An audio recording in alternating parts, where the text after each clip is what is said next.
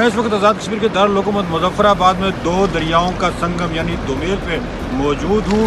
میرے دائیں طرف دریائے جہلم ہے جو مقبوضہ کشمیر سے آ رہا ہے، اور بائیں طرف دریائے نیلم جس کا منبع بھی مقبوضہ کشمیر ہے۔ پہلگام واقعے کے بعد پاک بھارت کشیدگی جو پیدا ہوئی اسے بھارت نے سندھ طاس معاہدے کو بھی معطل کرنے کا اعلان کیا ہے، اور کچھ دن پہلے دریائے جہلم میں پانی کی سطح اچانک بلند ہوگی اور یہ چیم گوئیاں مظفرآباد سمیت آزاد کشمیر میں پھیل گئی۔ شاید بھارت نے پانی اس کا تلخ حالات کے تناظر میں زیادہ کر دیا ہے۔ آج ہم آپ کو بتائیں گے کہ دریائے جہلم اور دریائے نیلم کے پانی کو بھارت کس قدر کنٹرول کر سکتا ہے اور ان کے پیچھے بھارت کے کون کون سے آبی منصوبے ہیں۔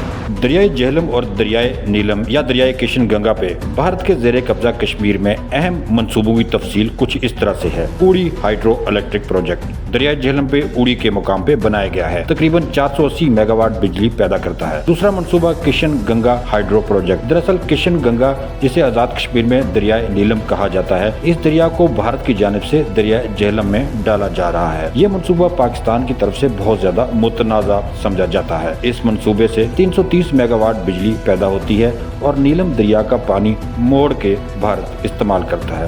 لوئر جہلم پروجیکٹ جو 105 میگا واٹ بجلی پیدا کرتا ہے اور دریائے جہلم کے بہاؤ پر ہی بنایا گیا ہے۔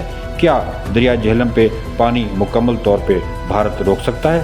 نہیں۔ 1960 کے انڈس واٹر ٹریٹی کے تحت دریائے جہلم، چناب اور سندھ کا پانی پاکستان کا حق ہے۔ بھارت صرف رن آف دی ریور یعنی بہتے پانی سے بجلی بنا سکتا ہے، لیکن ذخیرہ یا رخ مکمل تبدیل نہیں کر سکتا۔ آج تک کم و بیش ایسا ہی ہو رہا ہے۔